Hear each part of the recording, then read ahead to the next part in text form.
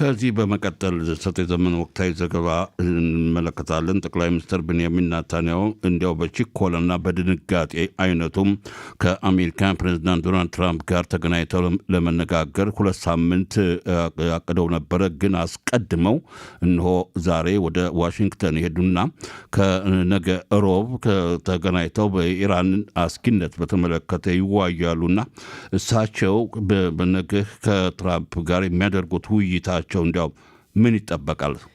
አዎ እንግዲህ በአስቸኳይ በሚለው ነው ማየው እኔ።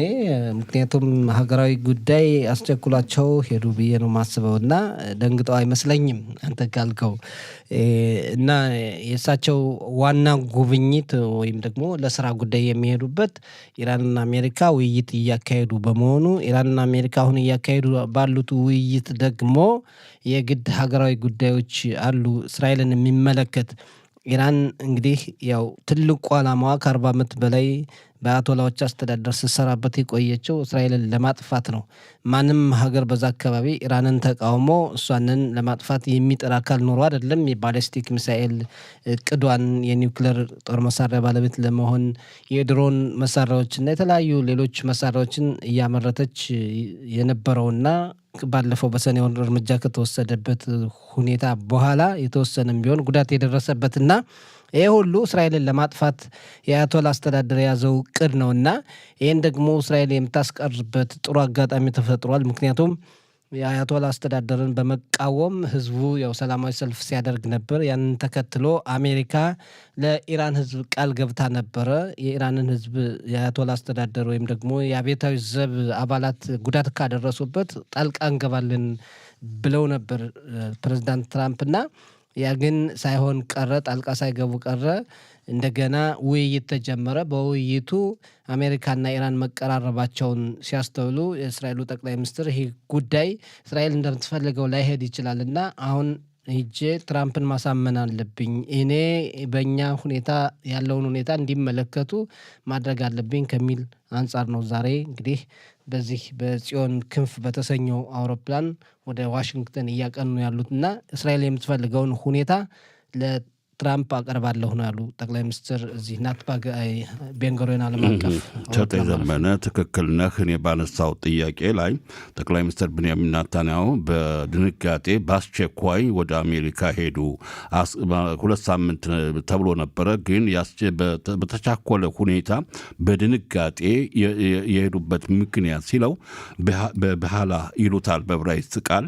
ይህን ሁኔታ እንዳልከው የሀገር የብሔራዊ ደህንነት ሁኔታ አሳሳቢ ለነገ ከነገ ወዲያ የሚባል ነገር ባለመሆኑ በተፋጠነ ሁኔታ ነው ከትራምፕ ጋር ለመወያየት ጉዟቸውን ያደረጉት።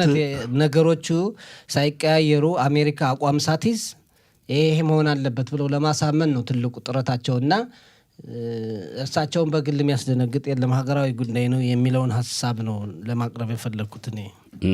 ግልጽ ነው። አዎ ወቅታዊ ዘገባ እስከሆነ ድረስ መቼም በትንተና ላይ አዎ እንደዚህ አይነት ገለጻ ትንተናም የሚያስፈልግ ነው አደለ ሰጤ ዘመነ? በቀጣዩስ እንዴት ነው? ወደ ቀጣዩ ደግሞ ስናልፍ ሻየው እንግዲህ ባሳለፍነው ሌሊት የጸደቀ የበጀት ምደባ መርሃ ግብር ህግ ወይም ሆካ ሀስዴር የሚሉታል በዕብራይስጥና በቀጣይ እንደው ይሄ መጽደቁ የሀገሪቱ በጀት ድምፅ አሰጣጥ ላይ ምን አይነት ተጽዕኖ ሊኖረው ይችላል? አዎንታዊ ሁኔታ ወይስ አሁንም የሻስና ያሉት አቶራ ፓርቲዎች ደግፈው ድምፅ ይሰጡ ይሆን? ይሄ አንድ መንግስት አመታዊ የብሔራዊ በጀት ማጽደቅ ግዴታ ይላል። በሀገሪቱን በጀት ካልጸደቀ ረቂቅ ምደባ እንግዲህ ህስደር ሆክ ይሉታል በሀገሪቱ በሚገኙ የመንግስት በጀት በምን ይከፋፈላል? አመዳደቡ ምን ይመስላል? በመካከለኛው ክፍለ ሀገር፣ በደቡብ በአዛ በቅርብ ርቀት የሚገኙ በጦርነት የታመሱ የተጎዱ እስራኤላውያን እንዲሁም በሰሜኑ ግዛት በተለይ ለሊባኖስ በቅርብ ርቀት የሚገኙ ያን ያህል በሮኬት እና በሚሳኤል ጥቃት የተጎዱ በኢኮኖሚ ኪሳራም ያጋጠማቸው ነጋዴዎችን ጨምሮ የንብረት እጦት ተጎድቶባቸዋልና ይህንን መልሶ ለማቋቋም ደግሞ መንግስት በጀት ብሔራዊ በጀት ማጽደቅ አለበት። እንግዲህ አሁን ያለው ገናም ለመጨረሻ በአንደኛ ሁለተኛ ሶስተኛ ንባብ መጽደቅ አለበትና አሁን የማከፋፈሉ ያመዳደቡ መርሃ ግብር ማለት ረቂቅ ሕግ ይቀርባል ለክነሴቱ። በትናንት ከእኩለ ሌሊት በፊት በዚህ ጉዳይ ስብሰባ አድርገው በአብላጭ ድምፅ አጽድቀውታል።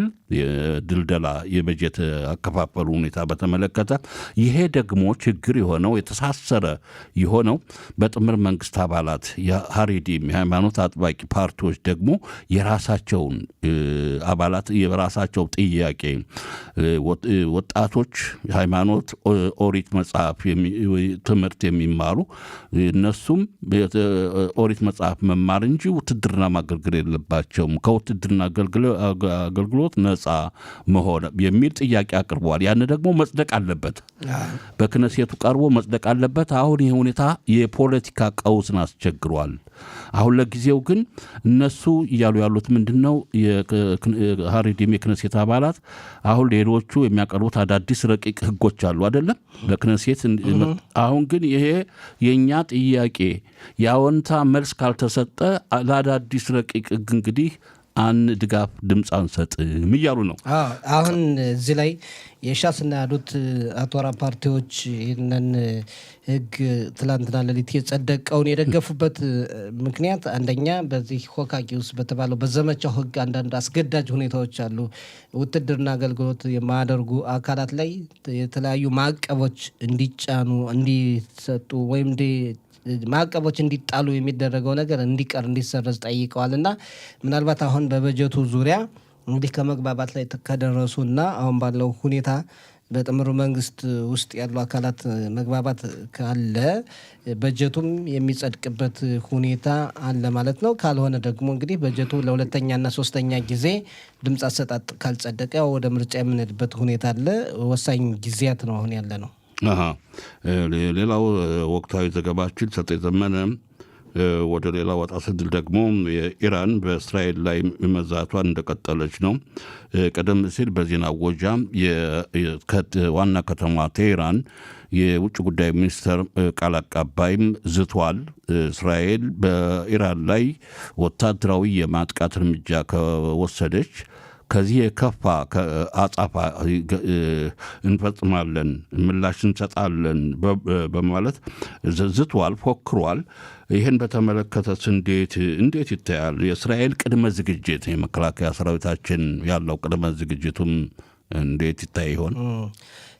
በአማርኛ የሚባል አባባል አለ። ከዛ ቤት እሳት አለ የሚባል አለ። እዚህኛው የምትጭረውን እሳት እዛም እሳት እንዳለ ማወቅ አለብህና ለዛ ነው እዛም ቤት እሳት አለ የሚባልና የኢራን መንግስት ወኪሎች ሁልጊዜ ነው በእስራኤል ላይ የሚዝቱት። እናጠፋታለን፣ ከምድር ገጽ እናስወግዳታለን እያሉ በየጊዜው ነው የሚዝቱና መዛቱ የተለመደ ነው። ብዙም የሚያስደነግጥ አይደለም። እንግዲህ እንደገለጽከው የኢራን ውጭ ጉዳይ ሚኒስትር ቃል አቀባይ እስማኤል ባካው አስጠንቅቋል። ጠቅላይ ሚኒስትር ናታንያሁ ወደ አሜሪካ ተጉዘው እዛ ከደረሱ በኋላ ከፕሬዝዳንት ትራምፕ ጋር ተገናኝተው ድርድሩን ገጽታ ለማስቀየር የሚያደርጉት ሙከራ ተገቢነት የለውም። እንዲሁም እስራኤል ኢራንን ካጠቃች እኛም ያጸፋ መልስ እንሰጣለን። ይሄ የቆዩበት የኖሩበት ከ40 ዓመታት በላይ የኖሩበት አሁንም የሰናበቱበት ጉዳይ ስለሆነ እስራኤልን ያስደነግጣል ብዬ አላስብም። ኢራንም በአሜሪካ በምትጠቃበት ጊዜ ቀጥታ እስራኤልን ታጠቃለች የሚል እሳቤ ስላለ ለዛም ቅድመ ዝግጅት ተደርጓልና እስራኤልም አስፈላጊውን ያጸፋ መልስ ተዘጋጀች። ብዙም የሚያስደነግጥ አይደለም። ግን ደግሞ በሌላ በኩል ደግሞ ማየት ያለብን ነገር ኢራን የምትናቅም ሀገር አይደለችም። ጉዳት የማድረስ አቅም ሊኖራት ይችላል። ከአሁን በፊትም አይተናል በጦርነቱ ጊዜና ለዚህ ደግሞ አስፈላጊው ዝግጅት በአካባቢ እየተደረገ ነው። ኢራን በእስራኤል ብቻ ሳይሆን የአሜሪካ ወዳጅ በሆኑ በአካባቢ ሀገራት ሁሉ ጉዳት የማድረስ እቅድ እንዳላት ስላታሰበ ነው መጀመሪያ ዲፕሎማሲያዊ ግንኙነቱን እያጠነከሩት ያለውና ጦርነት ቢፈጸም እስራኤልም የበለጠ ከአሁን በፊት ታይቶ በማይታወቅ መልኩ ኢራንን እናጠቃለን እያሉ የእስራኤል መሪዎች እየተናገሩ ነው ያለና ዛቻው አዲስ አይደለም ለማለት ፈልጌ ነው።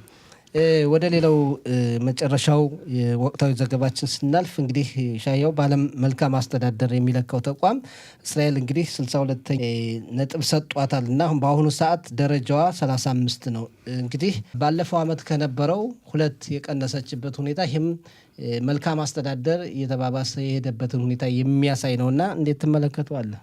አዎ እንግዲህ ዓለም አቀፍ ድርጅት ነው፣ የመልካም አስተዳደርን የሚገመግም ድርጅት ነው እና በዓለም በርካታ ሀገሮችን አስተዳደር ይገመግማል እና መረጃዎችን በየዓመቱ ይፋ ያደርጋል። ይህን በተመለከተ እንግዲህ እንዳልከው እስራኤል የተፈረጀችበት በዚህ ነጥብ ይሰጣል። በመልካም አስተዳደርነትና በሙስና በነገራችን ላይ ሰጠ ይገርማል። አንዳንድ ሰዎች ሙስና ማለት እንዲያው ግረ መንገድ መግለጽ ያስፈልጋል።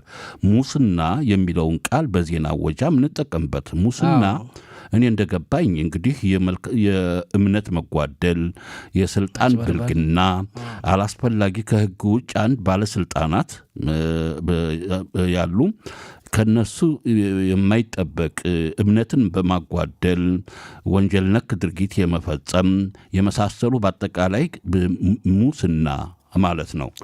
አሁን ይህን በተመለከተ እንግዲህ እስራኤል ያላት ግምገማ ውጤት ደግሞ ከዓመት ወደ ዓመት ትንሽ የመሻሻል ሁኔታ እንዳለ ነው።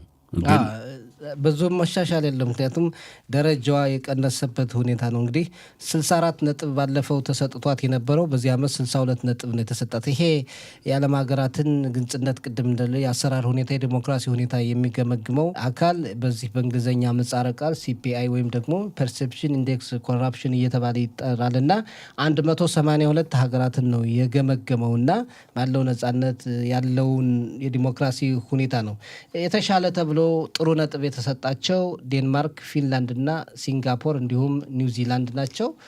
ኖርዌይም እንደዚሁ ከ1 እስከ 5 ያለውን ደረጃ የያዙበት ነው። ብሪታንያ 20ኛ፣ እንግዲህ አሜሪካ 30ኛ የተሰጣት ሁኔታን ተመልክተናል።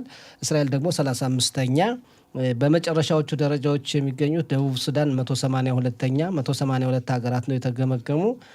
ሶማሊያ 181ኛ፣ ቬንዙዌላ 180፣ የመን 179ኛ፣ ሶሪያ ደግሞ 173ኛ። የሶሪያ አይገርምም፣ ምክንያቱም የተረጋጋ አስተዳደር የላትም እና ይሄ እንግዲህ ብዙ መሰራት ያለበት ነው። ቅድም ያልከው ሙስና የሚለውን ቃል በደንብ ገልጸዋል።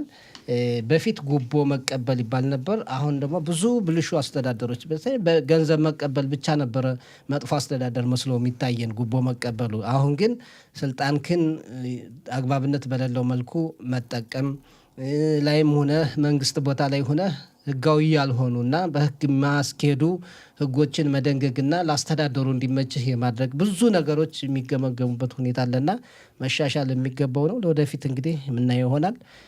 ግን እንደዚህ አይነት ፍረጃዎች መንግስታት ራሳቸውን እንዲያዘጋጁ ያደርጋል። እነዚህ የዴንማርክ፣ የፊንላንድ፣ የሲንጋፖር ሁኔታ ግን ጥሩ ሁኔታ ነው፣ የተረጋጉ ሀገራት ናቸው።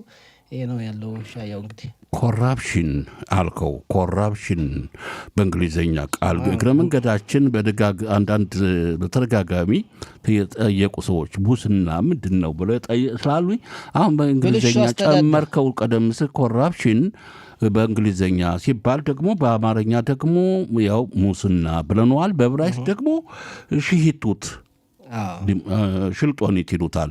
ሽሂቱት ያው ሙስና መጥፎ ነገር መስራት፣ ከህግ ውጭ የሆነ በስልጣን ላይ በህዝብ የተሾመ በህዝብ የተመረጠ መንግስት ከፍተኛ ባለስልጣን የሚሰራው ወንጀል ነክ ድርጊት ማለት ነው አይደለ?